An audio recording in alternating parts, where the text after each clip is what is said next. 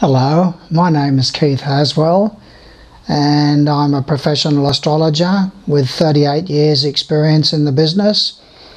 But the most important thing that I can contribute to your life is not just on astrology but on the deeper side of our growth and development, which is the metaphysical side of life. What I want to speak to you on this video is about self-esteem. We all have an echelon of needs. We have, first of all, survival needs. The need to survive and to continue to feed ourselves. The need to have security is very, very important, and security is simply the ongoing feeling that we're going to be able to survive, that our needs are going to be fulfilled in that regard. The third in the echelon of needs are belonging needs. We all have a need to belong to a family unit, to a group, to a person, to a club, to a work environment. We all have a need to belong. And the fourth in the echelon of needs are our esteeming needs. Self-esteem is the love that we earn from ourselves. It's not self-love. Self-love is given by God and Goddess. Self-esteem is the love that you earn by the observations internally and the evaluations internally and subjectively that you have of who you are and your right to exist and to live. We're all on a journey in life through dozens and dozens and dozens of lifetimes, and it's very, very exciting. There's 100,000 million people connected with the earth. 100,000 million souls connected with the earth.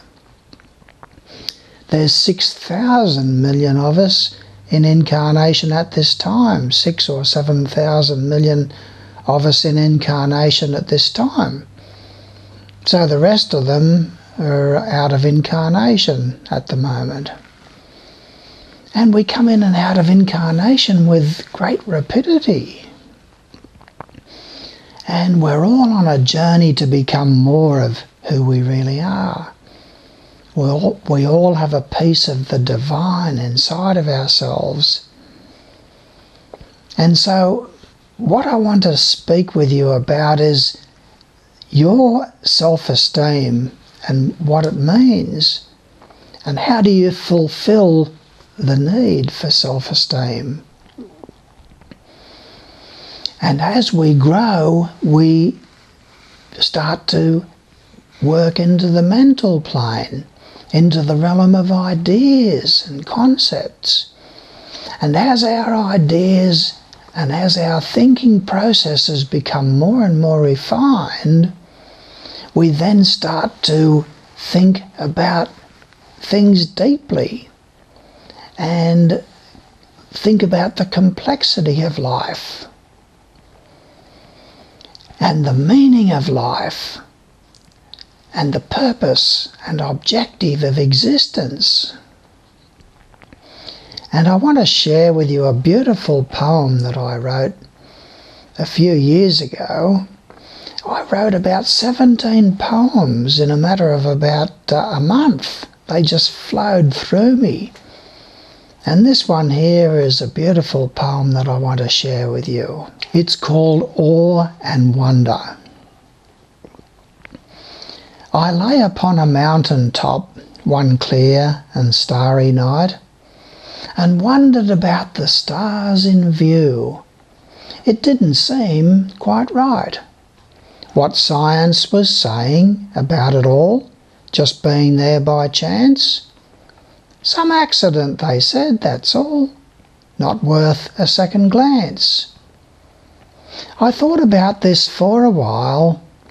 The more I stared in space, I realised I'm witnessing such power there and grace. There's all this power evident, and all this harmony too.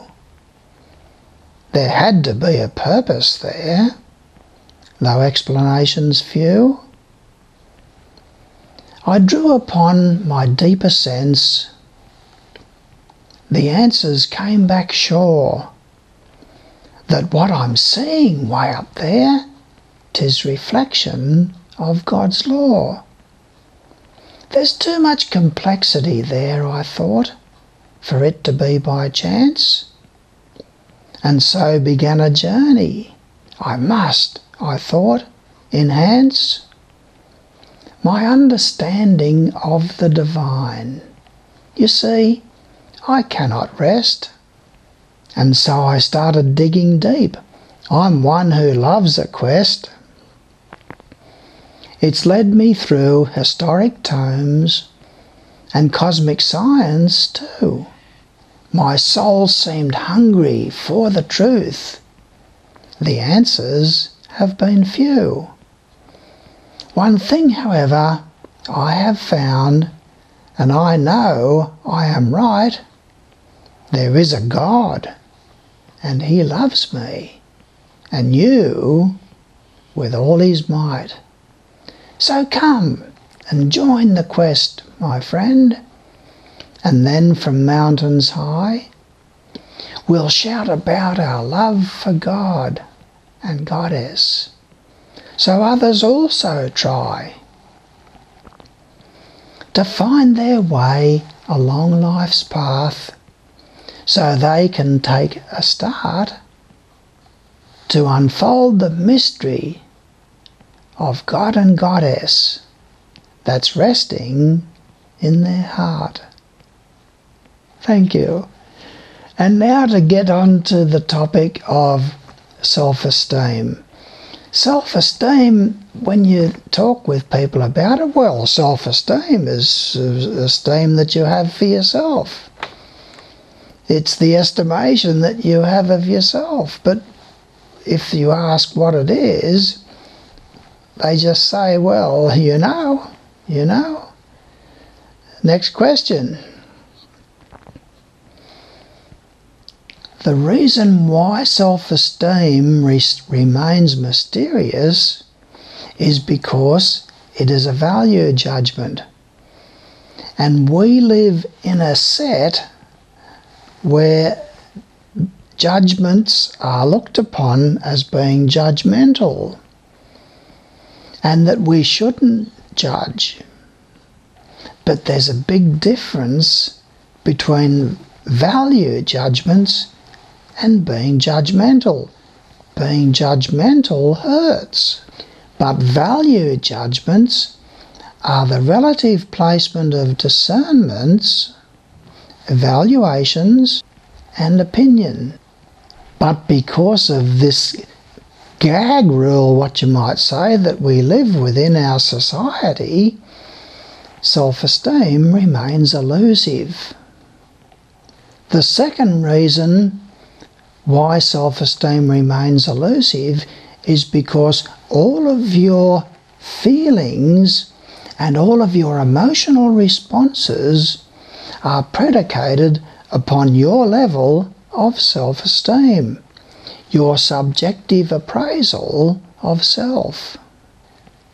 The third reason that self-esteem remains elusive is because it's fourth in the echelon of needs.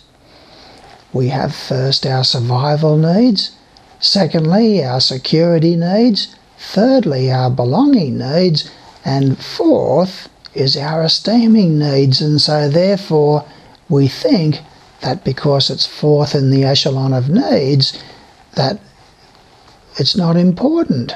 But it is very, very important, our level of self-esteem. is very, very important. Our subjective appraisal of self is a set that you live in that you can never get out of. The fourth reason why self-esteem remains elusive is because we are all in that set of having all of our actions, all of our feelings and all of our thoughts are based upon and predicated upon our level of self-esteem. Now let's look at why self-esteem is so important. First of all, life is about growing, reaching and stretching to become more of who you really are. It's about consciously creating success. It's about learning to have fun, exploring your reality so that you understand the context and the meaning of the reality that you're conscious in, and to deal with yourself, to know yourself. That is a basic urge and a basic need that all of us have, to know ourselves, to understand ourselves, and to deal successfully with ourselves internally. We're all the time reflecting and thinking and introspecting. We have 50,000 thoughts a day, and this is all subjective activity going on within ourselves, appraising ourselves and learning and getting to know the context and meaning of our reality and the impacts that come upon our consciousness. To achieve these aims, you need a motivation. That motivation comes from your self-esteem. You need a motivation, a reason why to have fun, a reason why to reach and stretch and grow to become more of who you really are. You need a reason why to explore your reality. You need a reason why to develop your self-esteem. That is self-esteem. That's what self-esteem is. Your subjective appraisal of self. Your value to society. Your value to yourself. Your value and right to exist and to live. So you need that motivation, and that motivation comes from your subjective appraisal of self, your self-esteem. The second reason why self-esteem is so important in your life is because the whole of your reality turns on beliefs and choices. Now, we all have a bundle of raw materials, and these raw materials are for the creation of the events and conditions of our life. These 6 raw materials are our attitudes, beliefs, thoughts, feelings, decisions, and choices. The 2 most powerful of these that everything turns on and revolves on are beliefs and choices. The way that reality works is that you have beliefs, and from those beliefs you develop attitudes. From those attitudes you develop feelings. From those feelings you develop thoughts. From those thoughts you make decisions, and from those decisions you make choices. But you can have all of the attitudes that you want, but it's not going to change anything without belief. You can have all of the feelings under the sun, but without belief and choice, they're just feelings and emotions. You can have all of the thoughts, and we do, 50,000 thoughts a day, but unless they fit in with our beliefs and we make choices about them, well, they're going to go nowhere. You can make decisions right, left and centre. I decide that I'm going to be a great person. I decide that I'm going to do this. I've decided that I'm going to do that. Decisions, decisions, decisions, but unless they fit into our belief patterns about their attainability, and unless we bring them down into choices, then they become stillborn fantasies. So the catalyst to changes are always beliefs and choices. It's esteem, self-esteem, that gives you the willingness to grow and reach and stretch, the willingness to explore your reality, the willingness to know yourself, the willingness to make choices, and the willingness to bring changes into your life. The third reason why self-esteem is so important is that your capacity to survive is predicated upon your capacity to think and to reason and to do something with those thoughts and to feel and to do something with those feelings. In other words, to reason.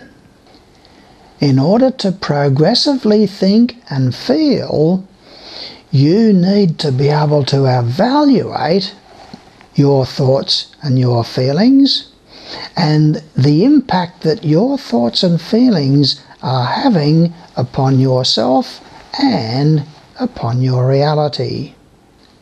The fourth reason why self-esteem is so important is that every power that you have as a unique individual is predicated upon your subjective appraisal of yourself and your estimate of who you are. If you didn't have self-esteem, your beliefs and your choices would stagnate, or else you would replace them with other people's beliefs and choices. You would shrink and render yourself powerless. Without self-esteem, you don't feel as if you have the right to live, the right to exist. So let's now look at what self-esteem is.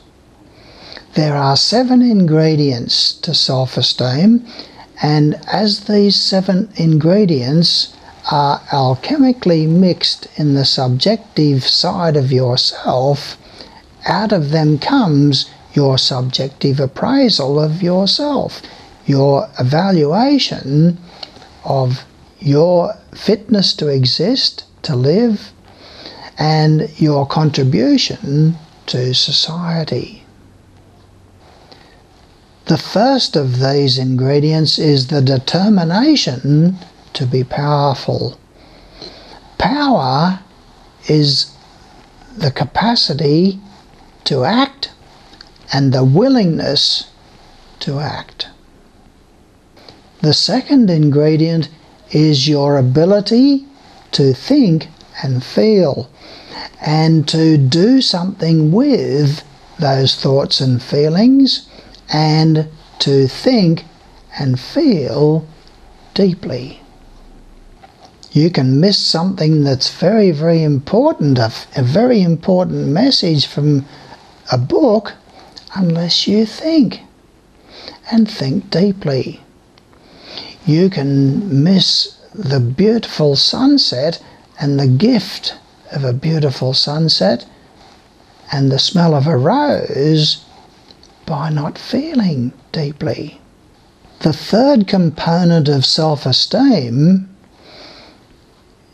is your character, your estimation of your character.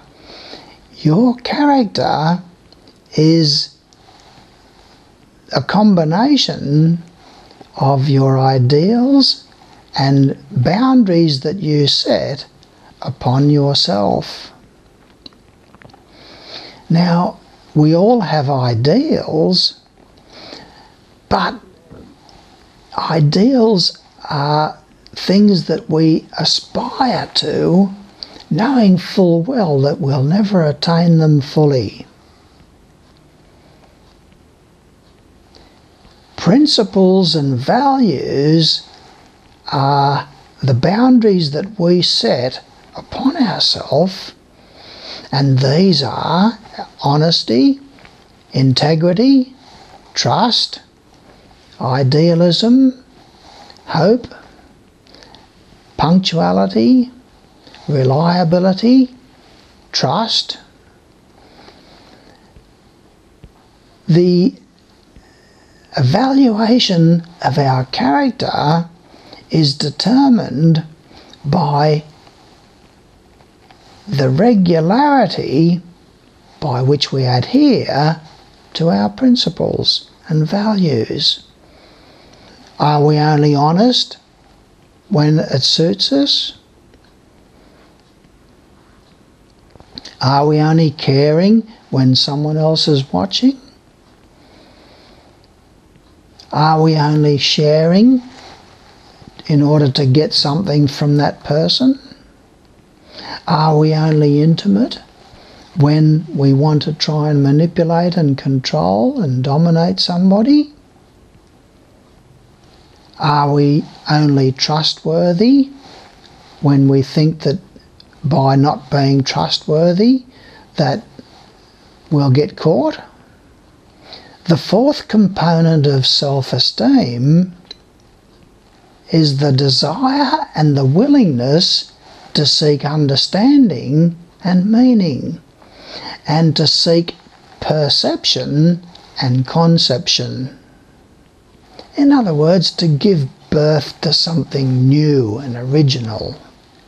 The fifth component of self-esteem is the evaluation of principle-based action as opposed to expedient-based action.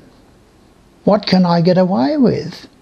What's going to serve best my overt or covert agenda? The sixth ingredient of self-esteem is the ability to integrate thought and feeling. To ensure that your feelings are based on fact, you need to be able to think. You perhaps will be acting on feeling fearful of something when later on, after thinking about it, and it turns out that it was nothing to be frightened of at all. You can be angry with somebody because you perceive something that they've said to be a criticism or something that's putting you down, only to realise later, after thinking, that that was their way of appraising you and to lift you up. You might be hurt by an action of somebody who you love, and yet when you realise their inner intentions after thinking about it and communication, you realise that that feeling was not based on fact. And if you can't integrate your thought and feeling, you will have no self-esteem. The seventh ingredient of self-esteem is the realization that you are not alone, that you can ask for help. no matter what sort of a crisis that you're faced with, you can always seek help. You can always find a solution to any problem that arises in your life. When you combine all of these 7 ingredients together, then alchemically and subjectively out of it all comes your self-esteem, your appraisal of self, your determination interiorly about your right to exist and to live, and your value to society. In short, the love that you earn from yourself. Now, even though you may not have known all of these components of self-esteem over the decades, you have been using them. If you don't seek true self-esteem, you will seek false self-esteem. You will seek the evaluation and the appraisal of yourself either through self-esteem or false self-esteem. False self-esteem, there are 4 components to false self-esteem. The first component of false self-esteem is repressing your thoughts and your emotions and making fear choices. In other words, acting not out of a desire to act, but out of a fear of not acting. The second component of false self-esteem is devaluing your resources. In other words, saying to yourself that it makes no difference what your choices are. You don't have choice. The events and conditions of your life are a matter of luck, random chance, fate, destiny, or karma. Choices? You can make all the choices that you like, won't make any difference. Attitudes, beliefs, what are they? Thoughts and feelings, you're off with the fairies. You might be able to choose what you wear to the disaster, but you can't avoid the disaster. Science is very, very good at this, at trying to convince everybody that they don't have choice, that everything is a matter of luck or random chance, that you can have all the attitudes that you want and all the beliefs that you want and all of the thoughts and feelings that you want, but it's not going to make a difference to the outcome of the experiment, the outcome of the event. One of the components of this is lowering your values.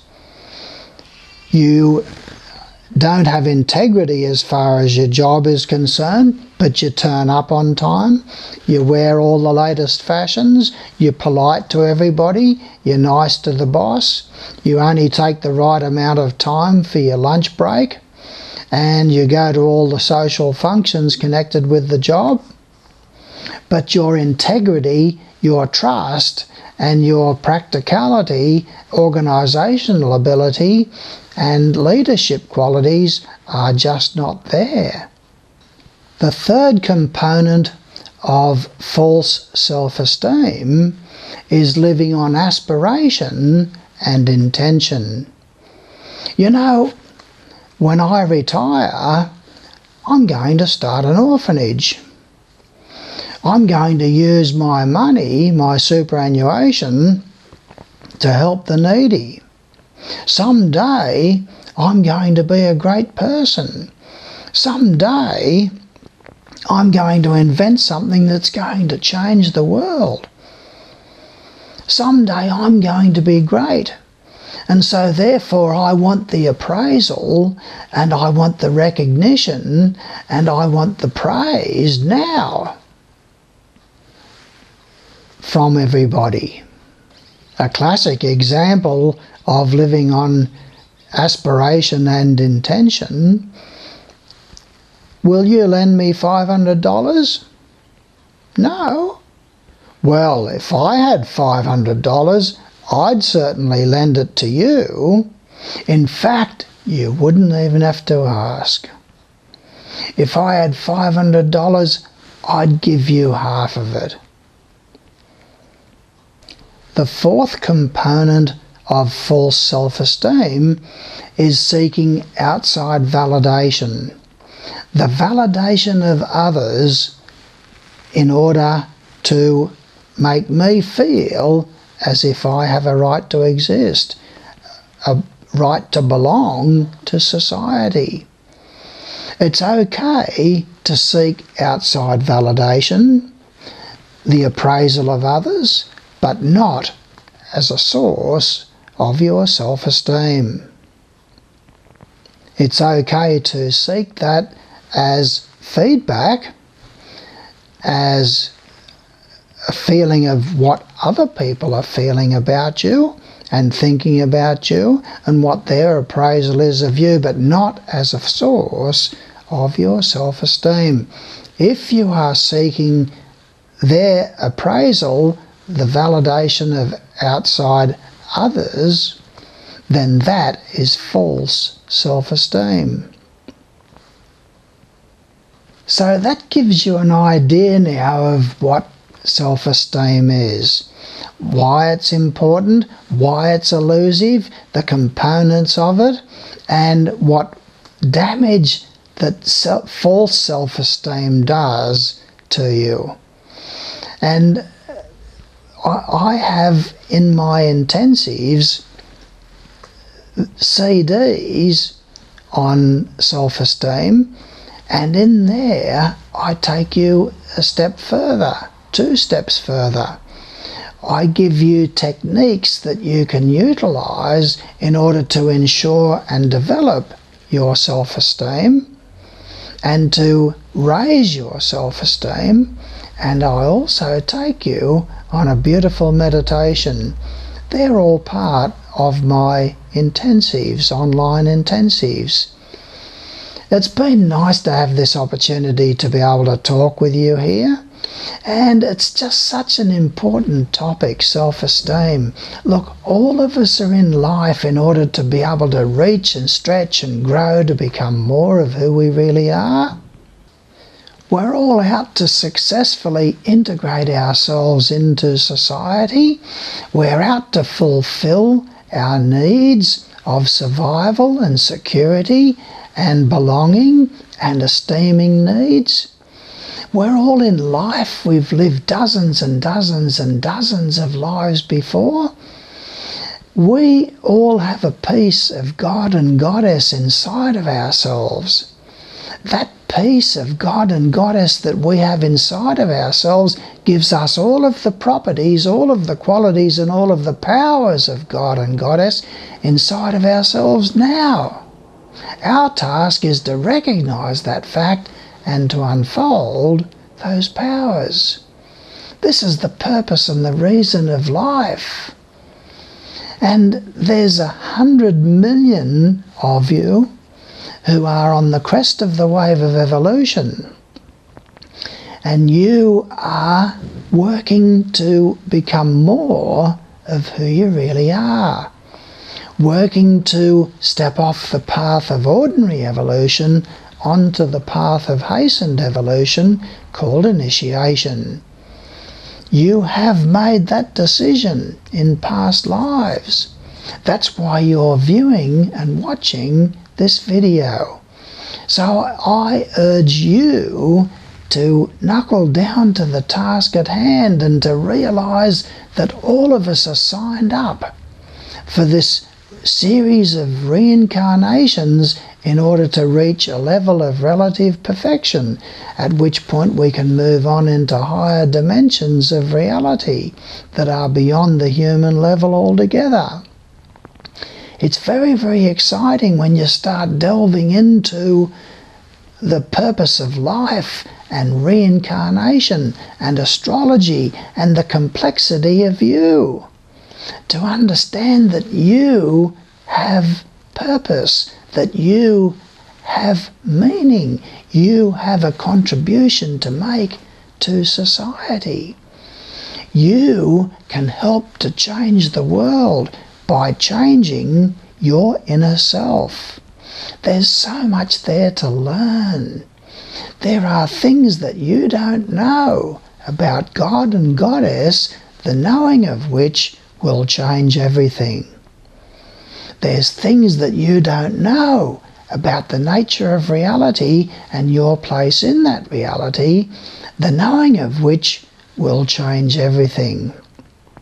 So I urge you to start perceiving life from a spiritual point of view, to start realizing that this is your main priority in life, is to reach and stretch and grow spiritually. And I've done 38 years of research into all of the purpose of life, the nature of reality, our place in that reality, and all of the different methodologies of growing and reaching and stretching to become more of who we really are. I've read hundreds of books, attended hundreds of workshops, I've listened to thousands of CDs, and I want to help you by distilling my findings into my teachings in my 2 books, which is a book about the science of meditation. You are going to have to learn and master the science of meditation in order to be able to grow and reach and stretch at the level that you want to grow and reach and stretch. And I teach in there about the basics of astrology and the basics of the constitution of man and all those sort of things that are necessary. And then my second book, Coming Home, An Eternal Journey, looks at things from a deeper perspective, from a deeper point of view. And so this is a distillation of my findings from 38 years of research. And I'm going to be making a heap more videos in 2013, so I urge you to subscribe to my videos so that each new one that comes out on a whole variety of topics of deserving and ending guilt and ridding yourself of the negative ego and building your self-image and so forth. All of these different things that I'm going to be sharing with you, you subscribe, you will automatically get those videos. And then I'm going to be also doing some more things about your particular star sign. So you will get that as well. And then at the end of the year, I'll do the transits of the planets in 2014. So you'll get them automatically as well. So subscribe to my videos.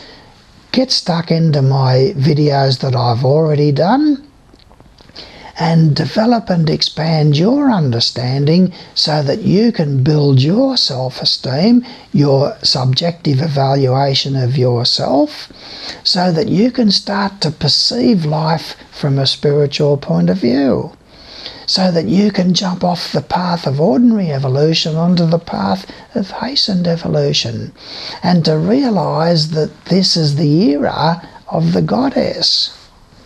The men have been running the world for thousands of years, and what have they done?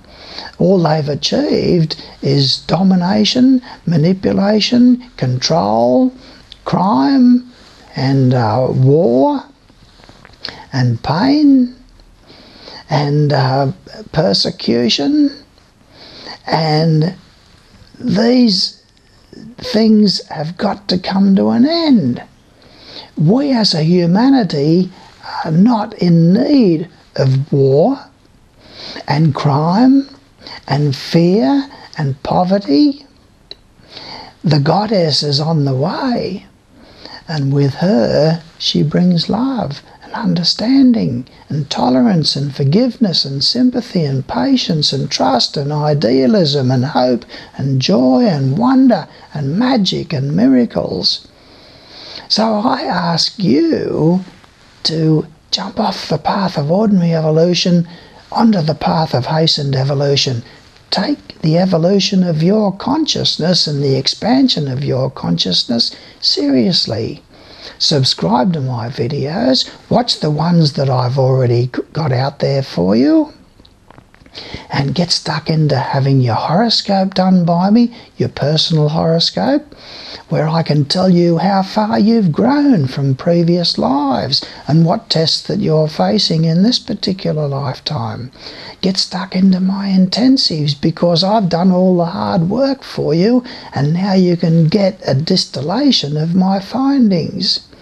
So I thank you for your attentiveness here, and I look forward to working further with you should you decide to have your horoscope done by me with a personal reading or to get involved in my intensives. Thank you.